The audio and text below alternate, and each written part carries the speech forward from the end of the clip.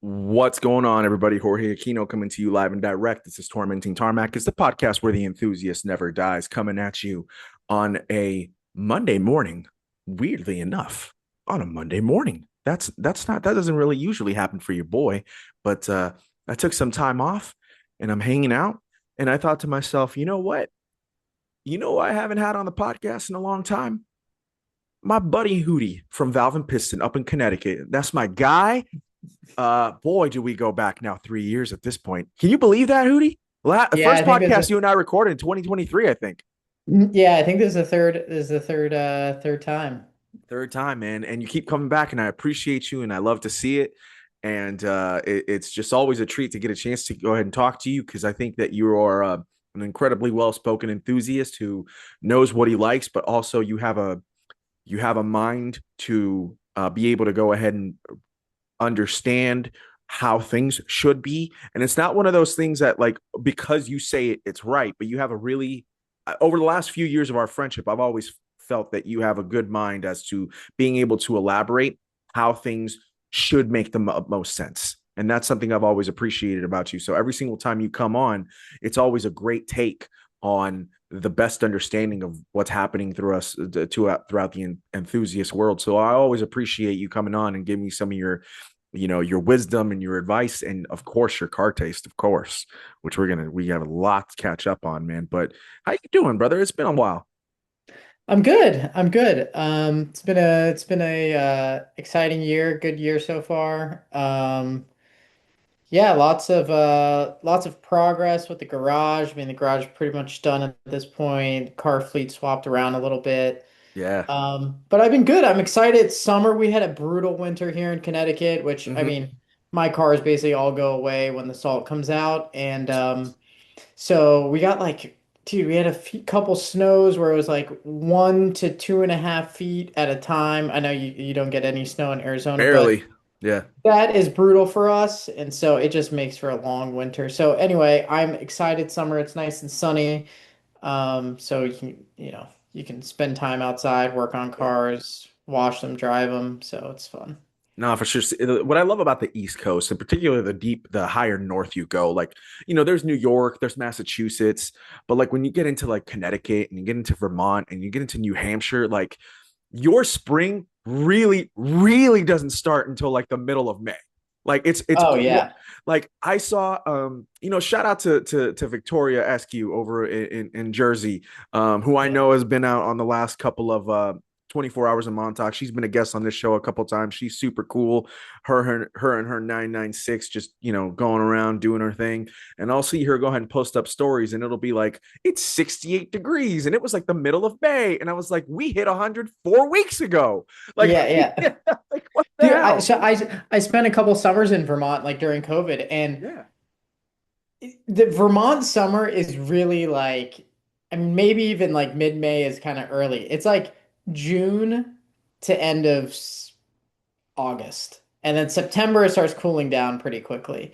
Yeah. And like September's like leaf peeping season. So everyone comes up and like looks at all the leaves Yeah. changing It's like color. peak. It's like everything we love about the Northeast coast in September. Yeah. Yeah. You better do everything you plan to do in those like 3 months. That's all you got. That's all you got. That's That's all too you got. funny. Everything else, I mean, unless you like you're skiing in the winter or you're doing whatever, but like whatever you want to do. Like you got if you have an off-roader, you want to go on the like class 4 roads, if you have a car and you want to go blast some like mountain roads, you got 3 months. All Right. right. That's so funny. Yeah. Well, I Yeah. remember, I think it was like, this would have been like in 2006. And mind you, the place that I'm about to describe is not East Coast, it's the Midwest. But, there was a World Series game between the St. Louis Cardinals and the Detroit Tigers. And it was like either game one or game two, like in Detroit. And it's middle of October, and they had snow and they had to postpone Yeah. like game one or game two. Like Yeah. that's the type of stuff that you start to run into the deeper you go in like the heavy, up Yeah. Midwest, like in Michigan, Minnesota, um, certain parts of Indiana, certain parts of Ohio. And then the more east you go, and as you start to go ahead and around that tip that goes up towards the Canadian border with Vermont and New Hampshire, going all the way up. And I feel bad for anybody who lives in the state of Maine because I know it's gorgeous. I know it's gorgeous, but they're almost like Alaska, bro, where like they get like a week worth of sunshine and then they're back to like, and we have to Yeah. go back into hibernation. It's so funny, but at least you're getting a chance to enjoy it now. And then, Yeah. you got the 24 hours of Montauk coming and stuff like that. But so I got to ask you this. Let's start here because you just did this a week ago. So time of recording, it is June 30th, and the episode should release like couple weeks into July. So it'll be within the time frame and whatnot. But people Yeah. will, if you follow Valve and Piston, that's where you need to be checking it out. That's Hootie's main page where it started off, and it still is the essence of like motorsport and cool automotive enthusiasm. And he built up this following based off just the cool stuff that you and I love about the 80s and the 90s of motorsport and automotive enthusiasm. And here we are today, where you've taken it to a whole different level with what you've created with 24 Hours of Montauk with Rory and all those peeps. Shout out to him.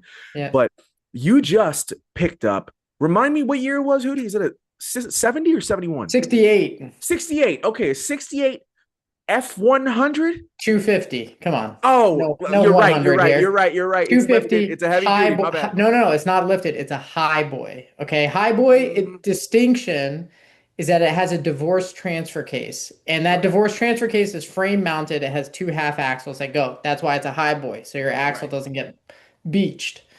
And yeah, I've wanted one for a long time. So found one in Montana. One day I just set my Facebook marketplace to Montana. Found it. This 70-year-old guy had it. It used to be a farm truck. I was actually his nephew's truck, and then it got to him, and it's been a farm truck for a long time. It's got the big sky country Montana mud flaps on the back. It's got so much character. And obviously, I didn't even fly out to see it. I just sent him money and got on a truck, and it arrived here. But yeah, First of all, you are a more braver man than I. First of all, because you tend to do that, but a lot of the cars that you also find, the trucks that you are your emergency vehicles, as we like to call them, right? yeah. We had your old was it a Discovery back when we first LR3, yeah, the yeah. LR3, and then you obviously just sold the BMW X X5, the 4.6 X5. IS, yeah. What was the one before the X5 after the LR3? What was I have an E30. I bought that. that I remember, but there was one vehicle The that you bought. wagon, E350 wagon, That's the Mercedes. baby wagon. That's the baby Yeah, yeah, wagon. that's I still feel like there here. was an emergency vehicle that you bought right after the LR3, but before you bought the X5, unless No, you've had the X5 for that long.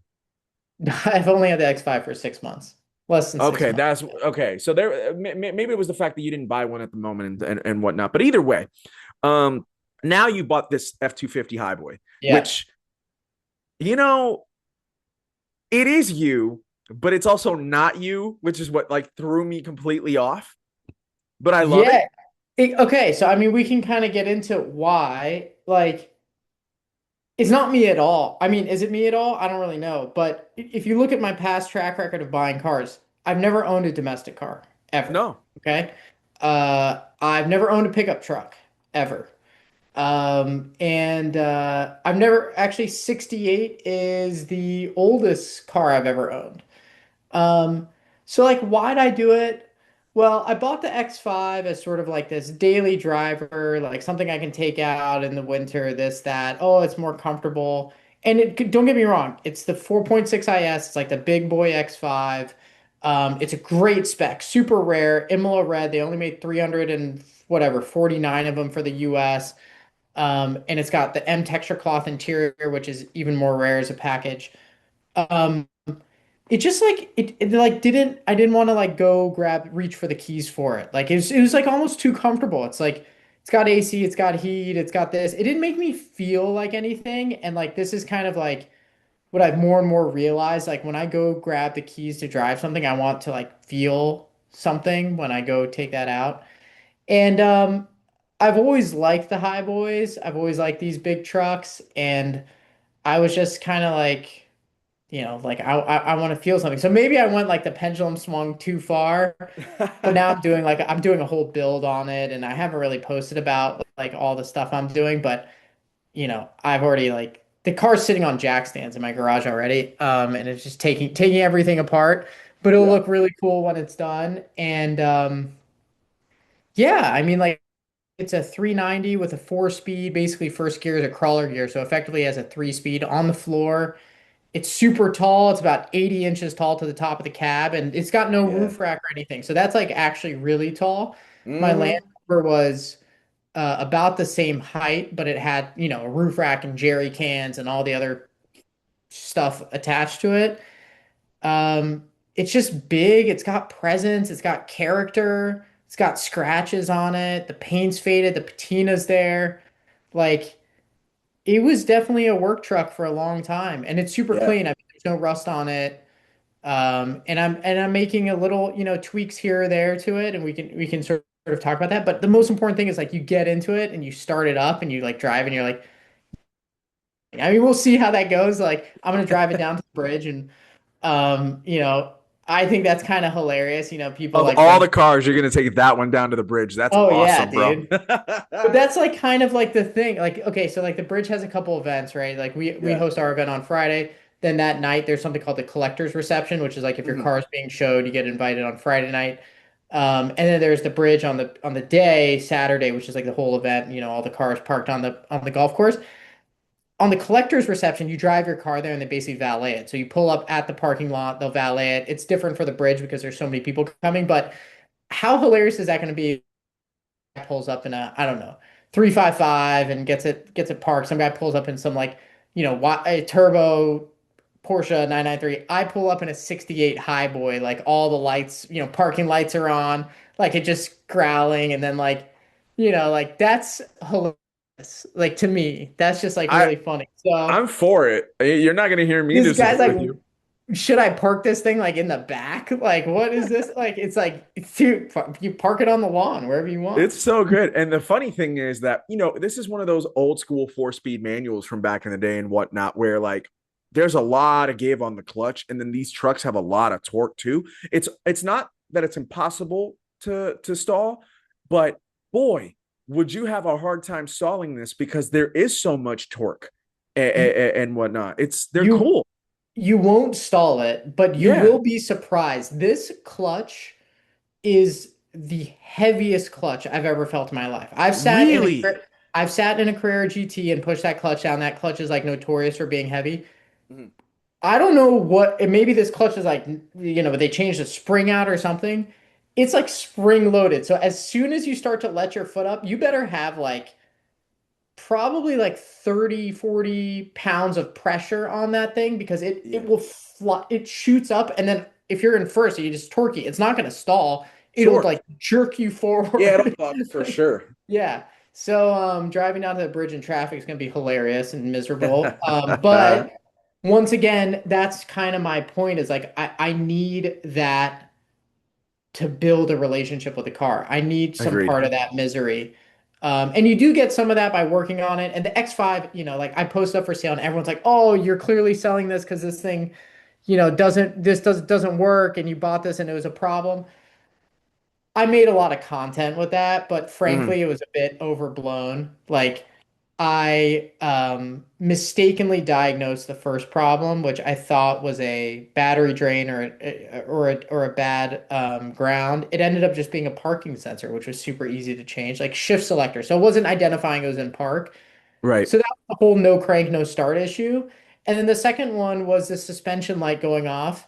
And I changed the entire compressor unit and valve. First off, it was like kind of the valve block. So I sprayed some like silicone lubricant in that and that helped the seals. And then I just said, screw it. I don't want any excuses from the buyer. I literally want to be able to say that this is perfect. So I bought an entire new compressor unit with valve block. Took me 45 minutes to change it out and like aired right up to the right height. It's like perfect, no suspension light, anything. And like it's got working AC, it's got working heat, got working seat heaters, got working Bluetooth because I added a Blue Bus system, which is all stock and OEM. You can reverse it out. It uses the same dash and infotainment system. Nice. It's like it's quite nice. And yeah, I was fortunate. I posted up for sale, and like within 12 hours, I had two offers at full ask. I had a bunch of other people like willing to fly out. It's kind of funny, buying these cars in these special colors. People like have like deep BMW collections, and they want like Mm-hmm. a Imola red one to match their Estoril blue one. And it's like, it's like yeah, some guy from Atlanta bought it. He give me a deposit, so he's gonna come up in like 10 days. Come Very up, cool. come up. I'll pick him up at the airport, and then we'll go check out the car, go to the DMV, get him some temp tags, and Nice. Is he yeah. gonna drive it back to Atlanta? He's gonna drive it back to Atlanta. I Wow. gave him all caveats. Okay, so I said by the time this airs, maybe we'll find out how it does. But I gave him all Yeah. caveats. I said, look, I've done everything in my power and what I've identified to do preventive maintenance on this and make it what I think is bulletproof. However, this is a 23-year-old car. This is the big boy engine BMW X5. It's going to require maintenance. It's going to Mm-hmm. require work. And by the way, the second guy in line is a guy with like a big BMW collection who's like 10 BMWs. Like, he just got a M5 Touring um, individual Imola red, and he wanted this to match that along with his other. And I was like, you just you that there will be problems with this. I assure you that something will happen. He was like, I still want it. I was like, all right, what am I supposed to do? Um, I so mean, uh, that is another brave individual, but power to him, dude. he was Power to first in him. line. He said, I'll send Yeah. you the deposit. I gave him all the caveats. Literally, the other guy with the big BMW collection was like, Mhm. hey, if he comes up there and like lowballs you and says like, oh, it's $500 off or whatever, he's like, send him back home. He's like, I'll wire the full amount the next day. So Nice. maybe I priced this too low or whatever, but I thought it was a fair price. Mhm. It was actually the guy who did a lot of the work on the car. This guy named Sean Troy, who's I think he's down in Atlanta, but he specializes in the E53. I'll give him a shout out here. He specializes in the E53 and he specializes in the 4.6 IS. He told me to price it higher, and frankly, I was like, I'm just gonna price it like 14 just to move Sure. it. And anyway, that's been the yeah, that was the recent stuff. I'm excited about the High Boy though. Yeah. Um, The High Boys are gonna yeah, be sick. Like the High yeah. Boy's sick. But can I give you credit on something though, Hootie, real quick? Because I appreciate that, Sean told you to price your X5 a little bit higher. But I appreciate more the fact that you went ahead and chose to go ahead and price it at a particular price that you felt it would move quicker. But I also, I want to be careful with how I say this, but I'm just going to go ahead. No, screw it. I'm just going to go ahead and say how I feel. I wish people had that mentality a little bit more in terms of I'm going to go ahead and price it to move, not price it at whatever I believe the market is. Because if we were to do that a little bit more often, I think more people would be able to go ahead and get into the vehicles that they truly love and truly appreciate at a more fair price. And I get what the market is today on some vehicles. Things are what they are. But I wish that there was a little bit less like do I want to use the word selflessness? Maybe that's the word to use. I wish there was a little bit, and that way people could go. The right buyer can go ahead and get in with you to buy the right car, and everybody comes out happy. You know what I mean? You know what I've noticed, Mm, and it's a good point you bring up. What I've noticed is the sellers who price it like I did are typically sellers who are genuinely passionate about working on their own cars mm-hmm, and they're very OCD. And I'll give you an example. I bought my S52 swapped E30 from this guy Dimitri out in San Francisco. This guy has a bunch of classic BMWs, five or six of them. He loves working on them. He loves building them. He bought that car in 2012 and spent 12 years building that car. Okay. Now there's a wide price range for S50 swapped E30s. You can buy them as cheap as sometimes 10 grand. It's going to be a mm-hmm. total mess. Okay. Right. Interior's not going to be done. Half the gauges won't work, blah, blah, blah, blah, blah. On the other end of the spectrum, there's a nicer range, but Dimitri prices like I could not build this car for I'd have to pay probably 50% more if I wanted to actually build this car, and maybe even more than that. And it would take me years and years of finding all the parts. And he gave me a very fair price. And that deal, we negotiated a little bit, but that deal was done. It was an off-market car. So I didn't have really competition, but that deal was Yeah. done instantaneously. Okay. Hmm. I went to his house. I said, "Hey, yep, would you take this amount?" He said, "Okay." And then we move forward. And like those are kind of the people that I feel like sometimes are not genuinely passionate about cars and they're trying to like always recoup their costs. Yeah. Like these are cars, okay? Cars, I've said this, I think I might have even said this on the show.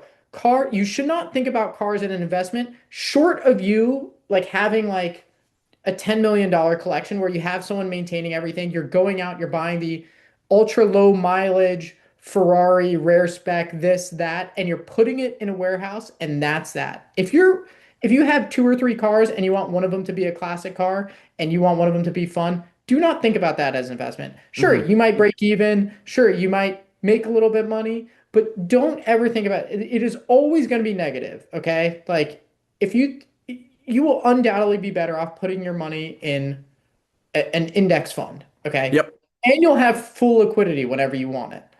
Um, so it's just, you know, the people that work like the reason why I priced it where I did was I was like, oh, like if I really wanted to make this perfect, perfect, perfect, I would paintless dent removal those little dings out. I would get it a full detail. I would do this. I would do that. Like I would do that. And sure, if I had done that, I could have priced this car at like I don't know, 18 or 19K. But I was like, since I'm not doing it, like 14K seems fine. Yeah. And that's just I think that this is the right mentality to have. Now, other people might disagree, and that's their prerogative, of course, but I think you're absolutely right. And I just wish that we had that mentality a little bit more. And so, but the cool thing is, here's the cool thing. This person that went ahead and bought it, hope, if everything goes through, he's gonna go ahead and get a chance to really enjoy this thing that you put in a lot of work into to go ahead and make it really as ace as possible and whatnot. And then you go ahead and get a chance to go ahead and move around with this F-250 on the bar, over on the barn up there, and just do your thing, dude. And Yeah. I pray to go ahead and see this at the bridge in late August, early September, and just like you because like okay, for anybody who's never listened to an episode with Hootie and I need you to understand. You're looking at Hootie, you see this suave, cool, chill guy and whatnot, but the things that Hootie gets himself involved in. I mean, it's over the last like 3 years, let's call it. The 24 hours of Montauk has grown into one of the most pristine car events in the country. Like, and that's we're not kidding you.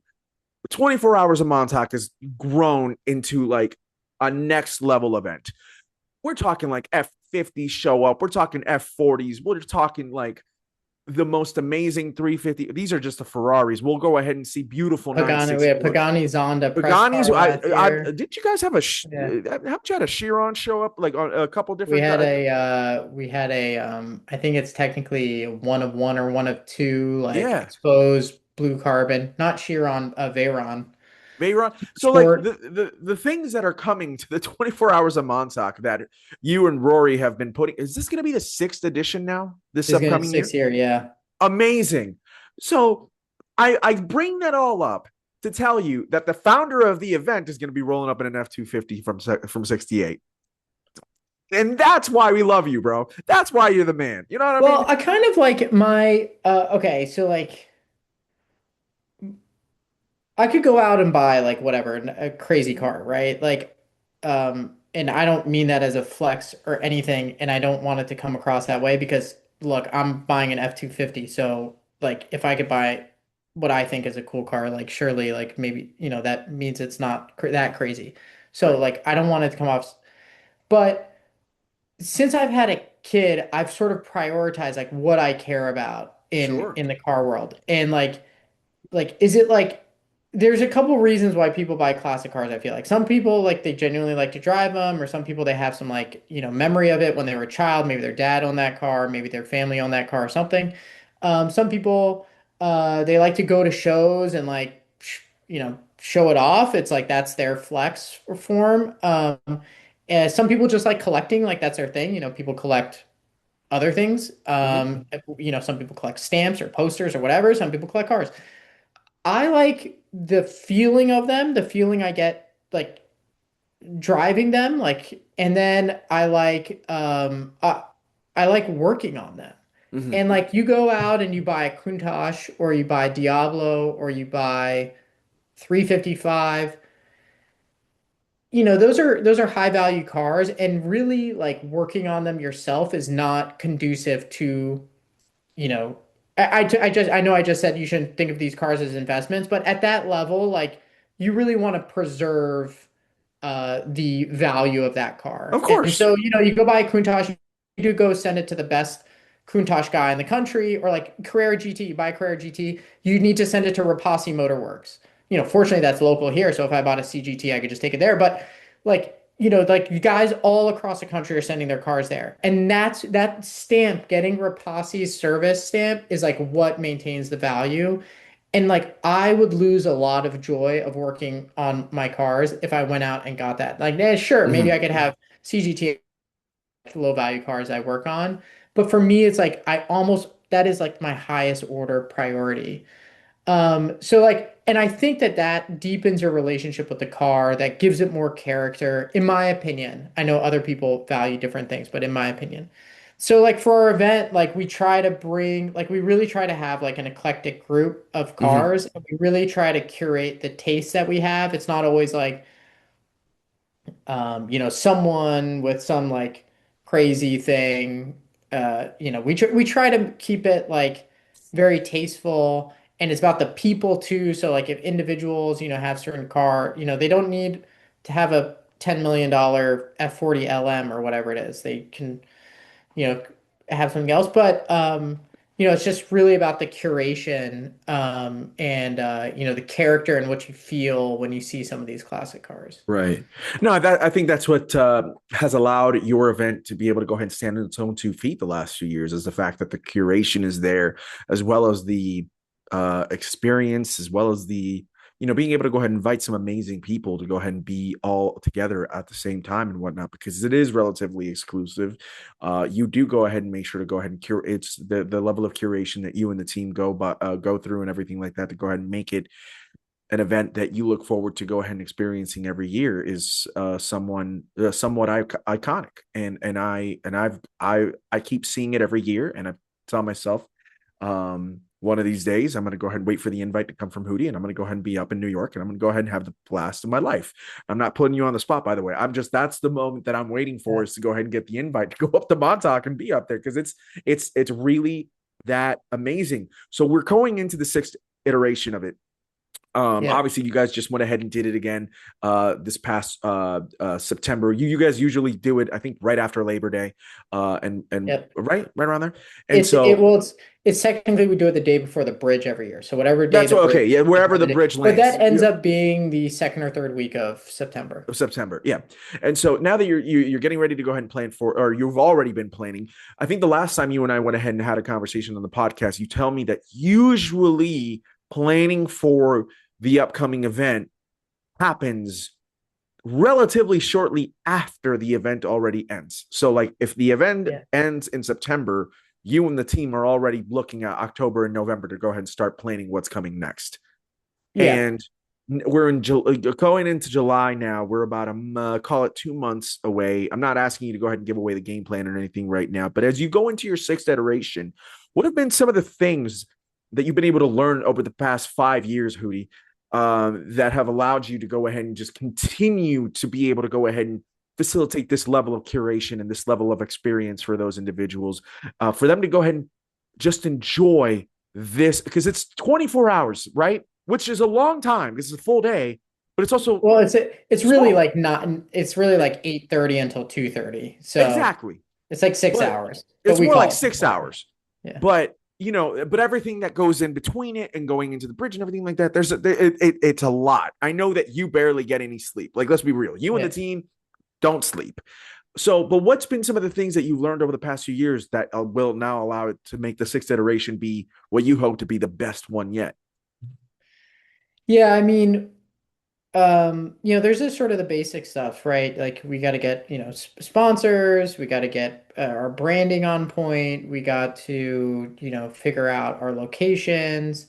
We start application process of getting, people into it.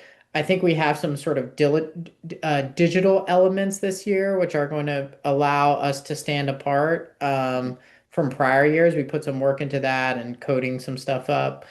Um, and I think it's about hospitality and touch and where can we um, where can we make the event interactive? Because I think there's a lot of events around the US that are really good at curation, like, oh, you bring all these really special cars and people and whatever.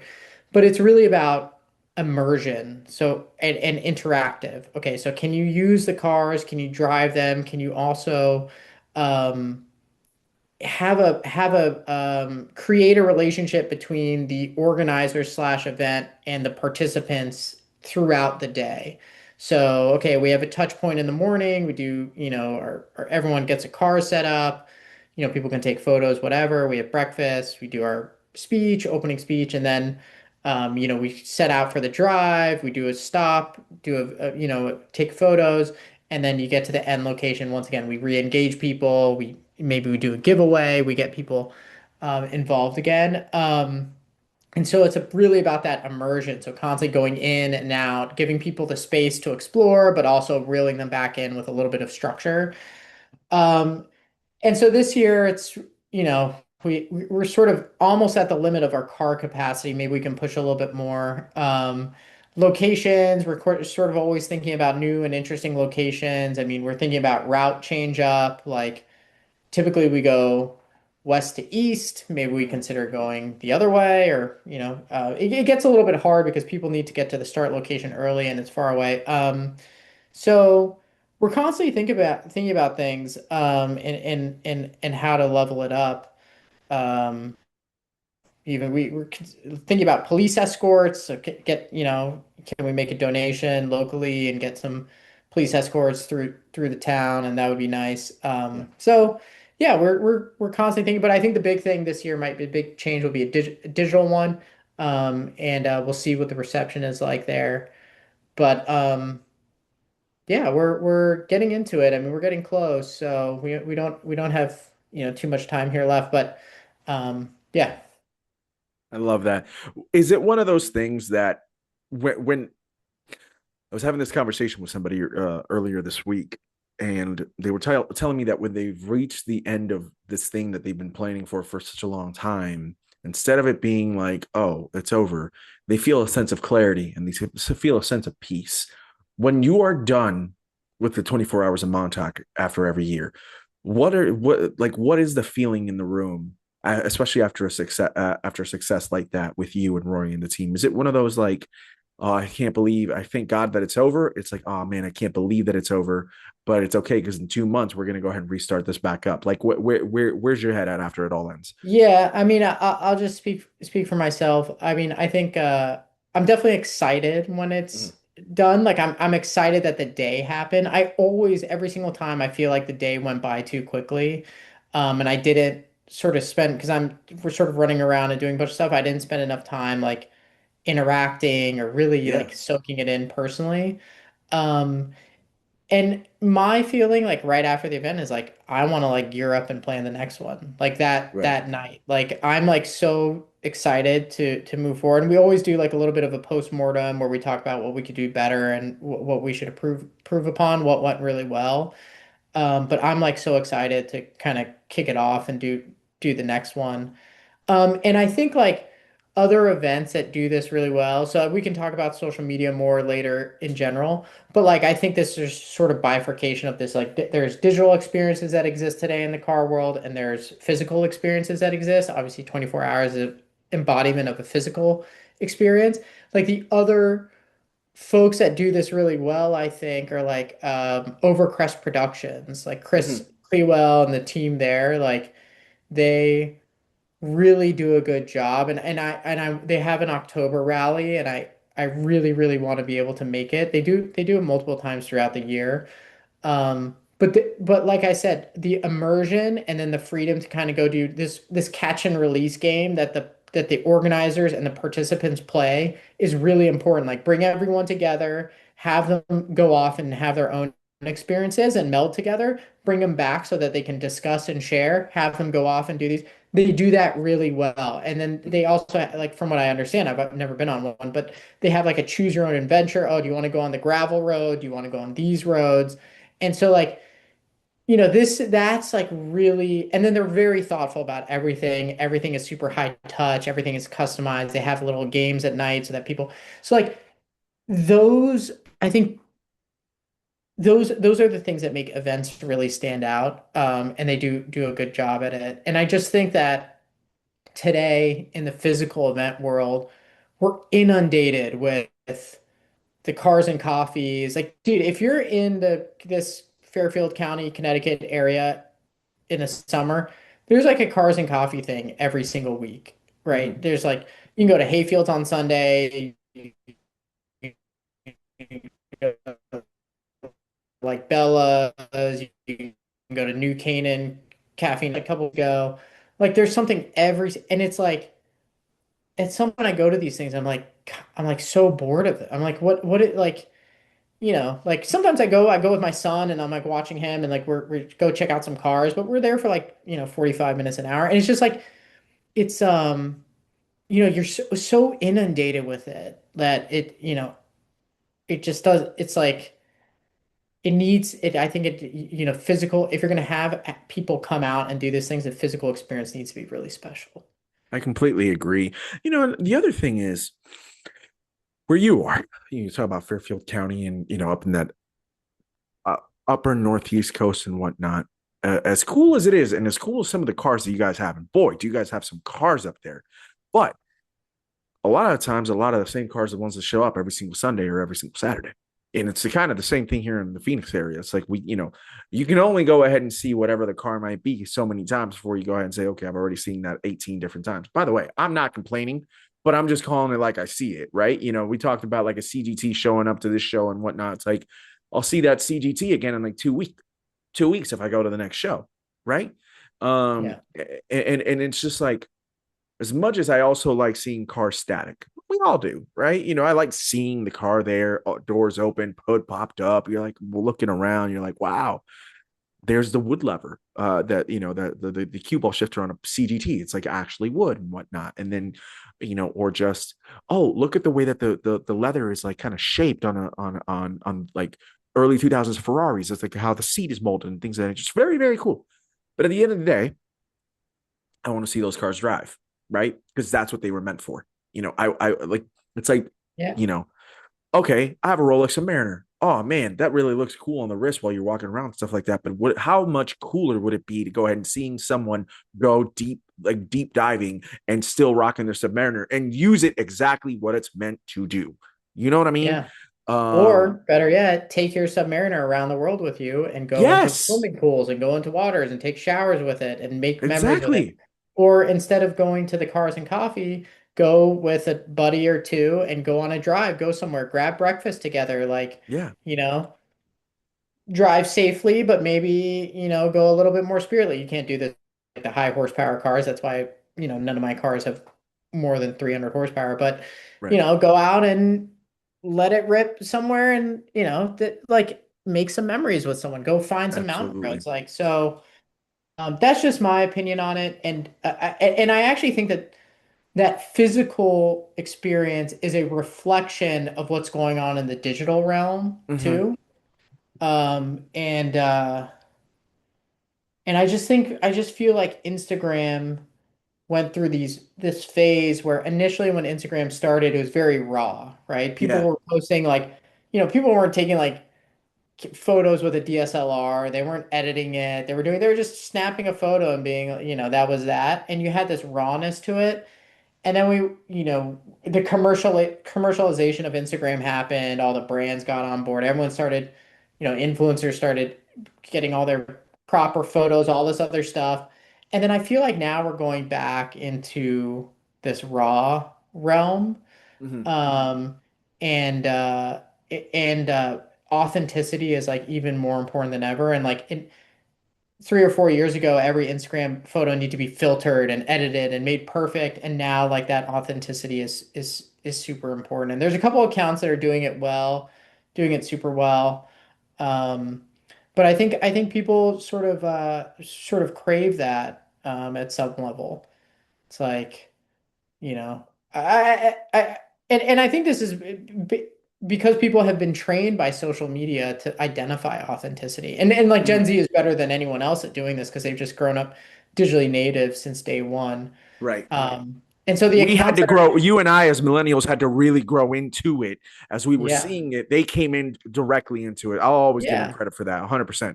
Yeah, and they can sniff out when something isn't authentic instantaneously, and they see filtered photos and they don't, that's not interesting to them. They want to know, and this is like, kind of my issue with what social media has done with classic cars. It is glorified them, which is great because I think more people should experience them, but it's kind of sugar coated the ownership, right? Which is Mm-hmm. why on my page I like to show like things breaking and things going wrong and me getting frustrated and me not being able to fix it. It's like that's what real classic car ownership is like. Like, yeah, my truck arrived here. It got off the delivery truck. I took it for a 1 mile spin in the neighborhood, less than a mile. No insurance, no plates, cops don't come after me, and it started stalling. And that's because, some rust got caught in the fuel filter and I fixed Mm-hmm. it in an afternoon and it was fine. And like power steering hose leaking. Okay, threw a new clamp on it, it was fine. Like, this is like that's classic car ownership. And like I Yeah. think, people like to park their car up and get their fancy outfit on and pose with their car, maybe not fancy like a tuxedo, but Yeah, I stylish, get what you mean. Mm-hmm. fashionable outfit and like pose next to their car. They want to And get the right like, aesthetic. yeah, I'm like, 2 seconds ago, you just picked that car up at the mechanic shop and paid them 5 grand to fix it. Something you Right. could have done in your garage with a $100 Craftsman tool set and a little bit of Googling, right? So Yeah, I don't know. I think people are craving authenticity more than ever. I could And people agree. are craving community. And if you can identify the intersection, people are craving authenticity, community, and their own interests, not self-interest, but their own interests. So that you might be interested in watches or cars or whatever.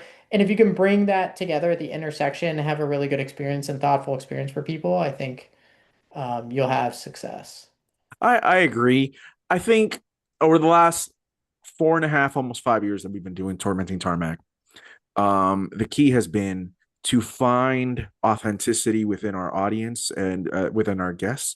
But I hope that also that they go ahead and find some level of authenticity with me as the host of the show and the creator. Because people will tell me how to go ahead and improve on the podcast and things of that nature. I'm like, a lot of those ideas sound really good and are really beneficial to what the success of this podcast could actually become. But then sometimes I see what other podcasts have to do. And I'm not going to go ahead and say that they sell out. That's not the right word that I'm going to use, but I will go ahead and say that it's like you are choosing to take an avenue that I'm not willing to go on. Even if Yeah, that means that it could be ultimate, whatever success might look to you and me and whatnot, not sure I'm willing to go that route. And it's not about morals. I'm not trying to go ahead and be like the standard, flag bearer for, doing things the right way in any way, shape, or form. I mean, if I could get rich tomorrow, I would be the happiest man on earth. My wife could finally quit her job and actually, just live her best life. And I could go ahead and be as a husband and a father, be like, man, I feel like I've done something good. But at the same time, and this is God honest, I'm not going to go ahead and put myself in a situation that I don't want to be in just for the results that I want. That's right. I don't think and people can go ahead and come after me if they want to and whatnot. But at the end of the day, the last 4.5 years, almost 5, and I didn't mention this to you, Hootie. I may have mentioned it to you in a message and whatnot, but we're in episode 198. 198. So Nice. we're coming up on 200 episodes. And the one thing that I hope that people can go ahead and look around when they talk about Tormenting Tarmac as the podcast, when they talk about Tormenting Tarmac as a social media account or anything, and then when they talk about me as the individual who is the be all end all behind this whole entire project, is authenticity always remain the same. I hope. Yeah. And I'll do everything in my power to never strive away from that because it's so, so important and such a massive, integral part of me, not just as the enthusiast, but me as an individual. And, Yeah. if anybody's out there and you're listening to this and whatnot, please take mine and Hootie's words to heart when we mean that. Your authenticity, what you do And who you are, both in front and behind the camera, is what matters the most. Always allow Yeah. that person to be the exact same person. Always have those interests be the exact same interests. Never strive to go in a different route when it's not you. I hope that I hope that makes sense to people. Yeah, and I think how do people get there? I think you get there by exploring different things and doing them and coming to an opinion. Like you started this podcast and people had opinions of how you should do things, and you've explored it and experienced it. And so you have an opinion on what you feel. Or I just used this example earlier in this podcast. I had a kid, and that forced my time down to say, what do I really care about with cars? And Yeah. I learned about myself that I care about working on cars more. So someone might come to me and say, "Hey, Hootie, you bought this piece of junk pickup truck. You should have gone and gotten a whatever, car, Ferrari, this, that, Porsche, turbo, whatever." And I'm like, "Yeah, but I get to work on this, and I like that, and Sure. I like that more than." Pulling up to the weekly Cars and Coffee with my car and so people can take a Mm-hmm. couple photos of it. Like I would like, so that's having an opinion, and opinions come from experience and having that experience and then being opinionated and being okay with saying, yeah, by the way, you're more than welcome to go do whatever you want with your resources. This is what I'm doing with my resources. Absolutely. And so like that will drive authenticity, but it's the same as, you know, well, I don't know, maybe some people are just willing to write the check to the mechanic for their classic cars, but I feel like if people worked on their cars a little bit more, they would have a greater appreciation for them and maybe be a little bit more opinionated on like what they buy and their whether they buy it or not. You're like, oh yeah, I gotta work on Well, this G-Wagon fender every and in week. and in your particular experience as well, you know, people if people were to go ahead and say to you, "Oh, well, why didn't you buy this and buy that and blah blah blah," but like your collection that you've amassed over the last few years and whatnot is also already a relatively eclectic one. So, for example, like people can tell you, "Why didn't you buy a 911 turbo?" Well, it's like, well, I don't really need one because I have a really dope 993 hot rod that I've had for a really long time, and that's the experience of what I love about a 911. Or you brought up the E30 that we talked about that when you first bought it back in late Last year, yeah. 2024. Yeah, yeah. And Yeah. we talked about it on this very podcast and stuff like that. And even though you've got the 2002 and an E30 are like they're still a decade apart in that regard, right? And Well, they're well, they're very also different totally, vehicles. yeah, one's a race car, one's, fully Very interiored and stuff. very much a So, street car, yeah. yeah. So, So, yeah, yeah. And I have a type, so to say. I mean, it's like I don't like the I don't like the super low mileage, yada yada, everything documented. I don't necessarily need that. I mean, sure, if I'm buying I like it to be a clean car, but all my cars are modded. I mean, with the exception of the X5, which is basically all OEM. And yeah, I like the experience. I like tinkering with them, and I like lightweight. I like high horsepower to weight ratio, but yeah. without horsepower that's like over Can't really say lightweight anymore 250. when we got the F250, right, bro? F-250 on a relative perspective to a modern truck is actually Correct. fairly lightweight. I think Yes, that it truck is. only weighs like 2 tons. I I think know. I think it weighs like 4,400 pounds or something. I hope someone corrects me because I want to learn the actual weight because I've Googled this and I couldn't figure it out.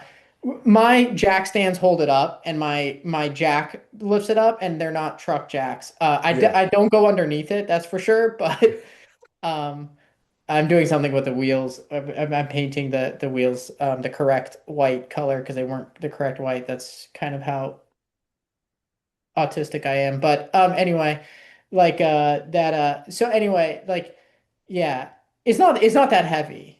Yeah, Uh, I know. Relatively, I mean, a brand new 2026 F250 is little as makes no difference. I don't think I'm exaggerating when I say this number. I'm pretty sure it's almost double the weight. It's almost double the weight, if maybe. not. Like I know an F350. So I know a full size F350 is absolutely more than double the weight. That's not even a dually. And then when you start to get into an F450, I Yeah, mean, I mean, I just that Googled might it. be over 10,000 pounds 2026 Ford F-250 Super Duty has a curb weight ranging from 5,700 pounds to 8,600 pounds. right on the Uh, money. Dear yeah, Lord. let's look. 1968 Yeah. F-250. I mean, I'd sure, be there's a curious high. as to that There's a, 5,700 pounds. Is it, that like a single cab F250 non-diesel? yeah, It's got to probably be. Yeah. single reverse crew cab. Okay, so mine's a single cab. I just Googled 68 F-250 has a curb weight ranging from 3,800 to 4,500. So Damn. let's say it's even on the higher end because it's a high boy. Right. And the axles and maybe at the axles and half shafts add some weight. I don't really know Mhm. that they would. But okay, 4,500 versus what was the other one? 5,600. Already Yeah. forgot the number. Yeah, 5,700, and Hmm. that's highest to lowest. So It's yeah, next level. It's next level. Let me yeah, tell you cars are something. heavier. Oh, definitely. That is the probably the most obvious statement you and I have stated on tonight's show. But you know what the hilarious thing is? So my father-in-law, um, for a hot minute had I think like a 68 or a 69. He bought an F100. Mm, It was blue, and it was a three on the tree. So it was a 3-speed, yeah, man. I'd never driven a 3 on the tree before and whatnot. It took me probably about half an hour to kind of like figure it out because of just the way where first, second, and third are all located. And then you've got neutral in the middle, but then like reverse is kind of almost at the top. It's very weird and whatnot. But like once you kind of got the hang of it, I was like, oh, okay, cool. I very much prefer the transmission on the floor. Let me tell you. yeah, But yeah, you kind of get it, and I think his was an inline six. His would have been an yeah, inline six, yeah, and even in 1960, his was either similar year to yours, so either 68, 69, 70, right around there. Of course, it being an inline six, you could definitely tell that it runs a lot relatively smoother. And you could even tell that in the 60s, which is pretty amazing. And this would have been, we're in 2026 now, so he probably would have bought it. This would have been pre pandemic. So it's probably been like 18 or 19 and whatnot. And I think it just goes to show like you just bought a little as makes no difference, a 58-year-old truck, a 58-year-old truck. yep, And the fact that it's still running relatively right. Again, I know you just said that you had rust in the fuel pump and whatnot, but again, it was a Montana truck and it probably didn't get driven around as much over the last like couple of years before you bought it and things of that nature. Those things make sense, right? But the Well, fact that actually, I think what it was, Mhm. a lot of these trucks, they have scaling in the fuel tank, but Yeah, the way it was shipped on an open transport and it was it tilted. was tilted. Okay, that makes No, sense. it was tilted backwards. Okay. So the scaling went down to the pickup point, and I think it sucked that up. And then once I flushed it, it was fine. But anyway, yeah, But the point of my comment is that it is a 58-year-old truck, and because it's still being driven properly and whatnot, it gives you less and less issues. This goes to anybody that is out there, for because we talk about Porsches all the time and whatnot. Like 996s are always, they have the problem with the IMS bearings and everything like that, or you've got E92s and with their own respective issues and M3s and whatnot. But every single time I talk to people, what I end up, I guess, learning, the more you drive those cars, Hootie, the less and less you have those respective issues, or perhaps not even having the issue. I know yeah, of 996 owners who got 100,000 miles on their 996s and they're driving them normally. Like they are driving them yeah. normally and they are not having any issues whatsoever. And that's more than it's several people that have told me that. And it just goes to show that if you go back to driving your car and things of that nature, and sometimes you can drive your car all you want and shit's gonna happen. Like that's for sure. Like I have a 2017 Kia Sorento, which is not an enthusiast vehicle. I realize that. I'm just using that as my point. I just had to go ahead and do a complete engine swap, courtesy of Kia USA, because you know I had rod knock, unfortunately, Yeah. and that is a issue that Kia USA is having with that 2-liter engine and whatnot. And I was driving that car. as much as possible. Normally, it's a commuter car and whatnot. The car has 150,000 and a half miles. So 150,500 miles on the odometer as we speak. And when it happened, it was like 100, just under 140. And even then, I still have that issue. Now, of course, that's just, perhaps build quality, perhaps things within it was obviously internal. I actually ended up needing to get a brand new fuel pump as part of the engine swap and whatnot. But I've said it before. I'll say it again. Kia USA took care of the engine swap on their dime. All I had to pay was for a brand new fuel pump, and I'm very grateful for that situation. So now my engine is going to last hopefully another 150,000, maybe a little bit more. Hopefully, it doesn't have the same issue again. But I'm hoping that moving forward that is not the case, and I get a chance to go ahead and feel a lot more comfortable and um, confident in the Yeah. product. And I think that's really, so as long as you're, I guess what I'm getting at is, if you do the maintenance and you consistently drive your cars, you should be okay. That's all. You will be okay. So please don't be scared to drive your Yeah. cars. Drive them. That's what they were meant for.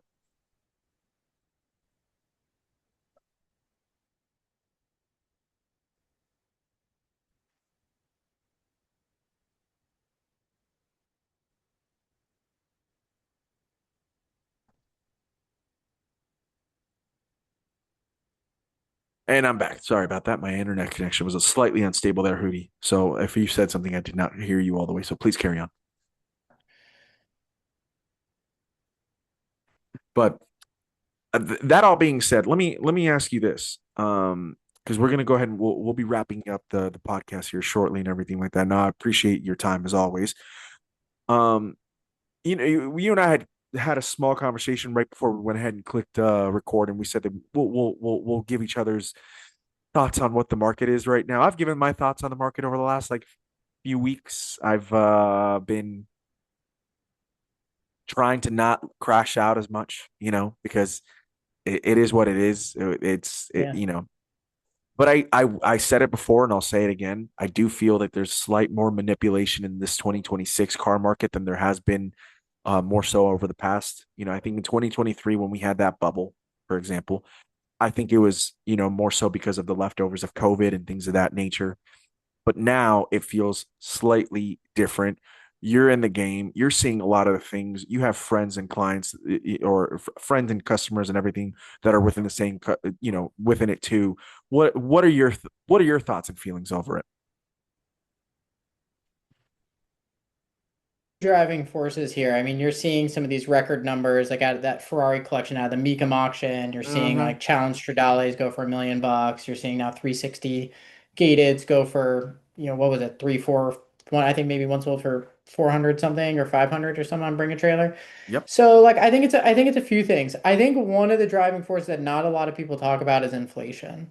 And I think if you Yeah. look at the dollar's value since 2019 to today, which is about 7 years ago, but maybe doesn't feel that long ago, is that the has lost a significant amount of value over the time. Like you could look at CPI as a measure of that. I personally don't really believe that. Don't put that much weight in CPI. It's in best interest to give you the low expectation of inflation. But even then, you look at CPI for this month and it was 4%, which 4.1%, something like that. So that basically tells you that everything is 4% more expensive than last year, Mhm. right? That's what that means. And if you add that up over 7 years, it's not seven times 4%, it's compounding, right? And Mhm. compounding what I call the eighth wonder of the world for good reason. I mean, this is how Warren Buffett's entire business model, but that number starts to get really big really quickly. And so you look at something, you're like, oh, this was 100, and I know challenge Stradales and the things I noted have gone up way more than 4%. I'm not sitting here telling you different, but I think inflation is a really big driving force. And what does inflation do? Inflation incentivizes people who hold cash to go into um, assets, productive assets, whether that is a collectible or whether that's a store of value like gold or whether that's an equity or whether that's real estate. It drives you to buy productive assets because you don't want to hold cash because your cash is Mhm. basically getting 4% less valuable if you believe in CPI year on year. I think that number is probably higher. I don't know how much higher. Maybe it's 5, 6, 7, 8%. Some people say as high as 10%. I don't really know. So people look to find other assets. Collectibles is one area that people go. It's like, oh, I already like cars anyway. Instead of having, you know, 200 grand in my bank, I might as well buy a 997.1 GT3 RS. This was like a couple years ago when you could do that. And now those cars are trading for three, $400,000, right? So, Mhm. and there's a limited supply of them. And so this. Now, I think another factor is market manipulation. That Mecum auction was like a really big like explosion in the car collecting market. I had a couple conversations with very big, well-known collectors. I won't and well-known brokers. I won't say the names of, but they're very well known on Instagram. I asked them what was going on. They didn't really have any idea. Maybe some of that. I mean, obviously those were like top spec cars, super crazy, low number. The last of this version, highly spec'd, all in the same color, all from a very good collector, like a good guy too. And but like it was like such a high watermark. Mhm. And you know, maybe some of that is like Mecum wants to be a big player in Ferraris, whereas they haven't been historically. And so maybe there's some That's manipulation definitely a there. thing. Like Yep, that's definitely a thing. okay, great. You overbid these cars and collectively you overbid by 5, 6, 7 million dollars, but Mecum all of a sudden enters a new market and the value of that business goes up by 100 million. Well, guess what? That's a pretty good ROI and you get a nice sick collection. So like so that could be part of it. I know there's definitely been market cornering where people will go find a low production number car. Let's say it's like 50 production number. They'll buy like 8 or 9 of them. Realistically, 50 production number, how many are still left today? Maybe 40, maybe 35. How many of those are clean? You basically just bought up every single clean one without telling everyone. Now, anyone who wants to buy one of those cars, you go do some marketing exercise on it, it has to come to you to buy that car. So Mhm. you start to lock in that stuff. Like if you want to, like, okay, 2 years ago, if you wanted to go buy a Challenge Stradale, how many Challenge Stradales were actually on the market? Good question. How many? I mean, Yeah. probably single digit. And okay, how many are off market? Maybe twice as much if you know the right people. So like that's a very I mean, I work in I work in investing, so like that's a very thin order book. Like your order book isn't that thin, so you small dollars can actually move up the price really meaningfully. And so once again, that is manipulation of the market. I mean, I don't think the SEC is going to come after you because they're not monitoring the Challenger Dolly market, but like that's what people do. So for like us, we think it's crazy, but there's all these driving forces there, right? Right. And there's another driving force too, which is that people get loans against their collection. So let's say you have a collection of, let's just make it really simple. You have a collection of 10 Challenger Dollies, okay? Mhm. At 5 years ago, they're worth, I don't know what the price was, 300K, something like that. Okay, so you have a $2 to $3 million of value. You're going to get a loan against that at a 50 LTV, 50% LTV, so 50% loan to value. So you're getting a loan from your bank. Let's say it's, I don't know, Sotheby's does this, but let's just say, I don't know, whatever your bank is, Morgan Stanley, JP Morgan, whatever. They say, okay, we'll underwrite this at 50% LTV. That might be high, that might be low. I don't really know. Just simplicity. So you get a $1 to $1.5 million loan for your $2 to $3 million car collection. Well, fast forward 3 years, someone just bid this at $1 million. So you go back to your bank and you say, hey, I got 10 of those, and now it's $1 million. So if my value, my car collection is now $10 million. Can I get a bigger loan against it? So like you start to see that their buddy paid $1 million for that car so they could, or maybe that's not the case, but you can see how it would incentivize some manipulation. Absolutely. Not claiming that Absolutely. anyone's doing this. I don't know. I do know for a fact that people have cornered markets on cars. Oh, But that's very clear. That's Manny Coachman and yeah. Mercedes McLaren SLRs. That's for sure. Not to call him out, but it's the truth. He's got like 8 of them. Yeah, yeah. Yeah. Yeah, I mean that wasn't even the example I was thinking of. But like so there is some manipulation, but I think like people sort of forget that. So it's like you got inflation, market manipulation, and then obviously the last thing is like, you know, there's this bifurcation that's occurring. Like when inflation goes up, it's basically a tax on the lower classes, right? Because whoever has assets, whether it's real estate or stock, store of value or collectibles, those assets continue to rise with inflation, or they should rather, they should give you a real rate of return, which means net of inflation. So who suffers? The other end. So you have this bifurcation that's occurring. Effectively, rich get richer, poor have to pay more for those assets, or for their daily life, right? They're like Mhm. their cost of living, their food, everything, gas. And the wealthy want richer and richer experiences. Not richer in the sense of dollar value necessarily, but richer as in deeper. So Yeah. they might not have a classic car because they've constantly bought the brand new Porsche Turbo that's come out, but all of a sudden they're like, okay, this is fast enough. Like, what if I got a classic Porsche Turbo? Hmm. This brand new Ferrari 296 GTB is fast enough. What if I got a classic one to go with it, like a gated shifter? So you start to see like that happens too, and the ability to access classic cars and manage them and store them and the knowledge around them makes that easier and easier just as the industry expands. So that's kind of my thought process. I sort of went on a bit of a long rant on it, but No, let me tell you, that might have been the most well thought out explanation I've had so far on the market manipulation and on the car market in general over the last few weeks. And that's saying a lot because a lot of people have gone ahead and had great thoughts. But I think you going deep into what you just described gives people an even better understanding of what's going on. On top of the fact that yes, there is market cornering. Market cornering is maybe the phrase I should maybe use going forward instead of using the word manipulation. But I think that what you just described on top of the inflation, on top of what the dollar is worth these days compared to where it was 6 or 7 years ago, compared to where it was, in 2023 even. And by the way, the 2023, the dollar was already starting to go down in value, but it's just consistently happening more and more. People are making less and less, unless you're in that like upper echelon of where these people are making their money at, right? But yeah, I think another piece that not a lot of people talk about too is like everyone benchmarks on these old prices. Like, yeah, when I was in high school, I told my dad to buy a 993 turbo. At the time, they were like 50K. And I right. always, people were like, oh yeah, G bodies used to be like 15,000, like E30 M3s used to be 10,000, like F40s at one point in the financial crisis were like 250K or whatever. People benchmark to these prices. Like, you have to remember that was like 20 plus years ago. Right. Like you don't have a time machine. No one's going back in time. So you need to be opinionated on how this stuff goes forward.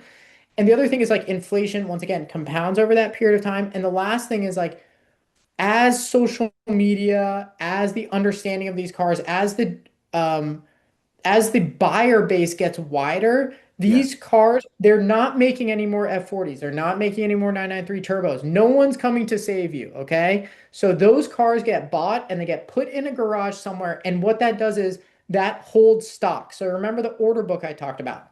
The buyers on one side, the sellers on one side, and the depth of that order book. How much quantity is there?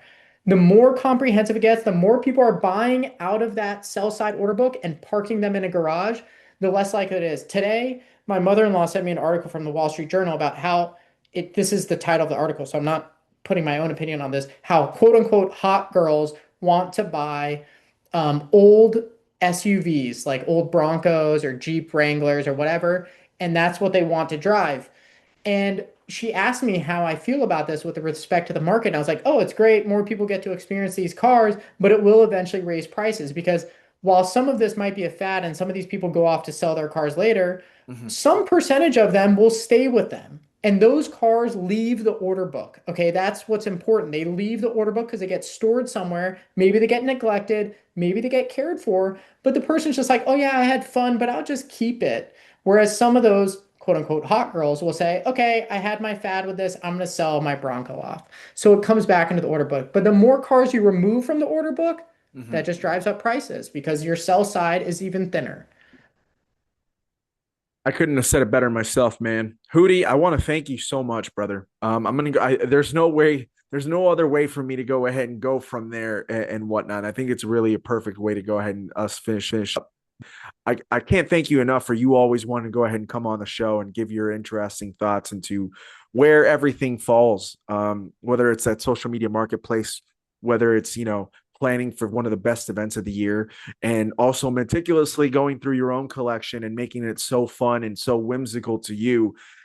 Fun and whimsical to us, perfect for you. That's how I should say that.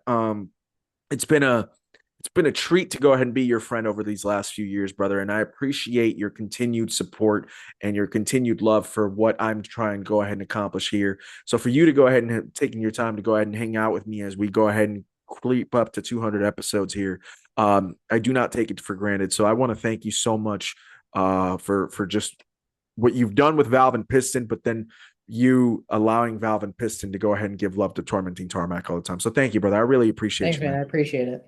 Of I course. appreciate it. For anybody who's living under a rock, Valve and Piston on Instagram. Trust me, if you are into what me and Hootie are into, you found the right place. It just, you know, Hootie always puts down in some of his captions, it's like close your eyes and open your ears. That's exactly what you should be doing when he goes ahead and puts up some of those clips and stuff. It's just so great. And then follow the story of the F-250. If we make it to the bridge, we're in the game, baby. It's gonna be. It's not even gonna. It's not an if. It's there. It's gonna be there. It's gonna Yeah. happen. I would actually kill if you went ahead and brought that and then towed one of the three other cars. Yeah. What if you? Because the 993 has. Then I know the 993 has done 24 hours of Montauk, but it's been a while. When was the last time you had the Yeah. 993? I think like 2023 was the last time. 2023? I think it's, Yeah. but the E30 hasn't gone. Maybe the No. E30 needs to be Yeah. trailered in. Yeah. But at the same time, I'm asking you to go ahead and bring two cars instead of one while you're also trying to Yeah. run the event. I don't mean to Yeah. put that much pressure on you. That's messed up. But either way, I wish you the best with the sixth edition.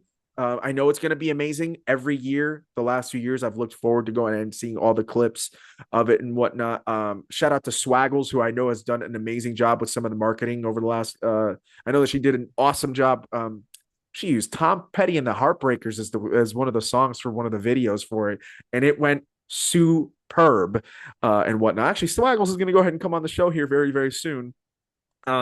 She is I talked to her the other day, and she gives her two thumbs up on the F-250. By the way, Yeah. so shout out to Sarah and whatnot. But Hootie, my friend, I wish you always the best to you and your family, and I appreciate the love, bro. And I hope to go ahead and get a chance to go ahead and see everything that's going on. And let's get you back on here really soon, okay, bro? Awesome. All right. Thanks, Cheers. man. Thanks for the All time. right, of course. Everybody who's listening, we appreciate you. This is the 198th edition of Tormenting Tarmac. We're 2 episodes away from episode 200, which has actually been recorded already. Episode 200 has been recorded already. I've made the announcement, but if you don't know, then hold tight. It's going to be coming really, really soon. I think Hootie will appreciate who we got for episode 200. Nice. But everybody listening, you can follow us at Tormenting Tarmac and go ahead and make sure to go ahead and give our show a follow on and subscribe to it on Apple, on Spotify, and YouTube, and all that good stuff. But at the end of the day, my name is Jorge Aquino, and you've been listening to Tormenting Tarmac, and it's the podcast where the enthusiast never dies. Good night, everybody.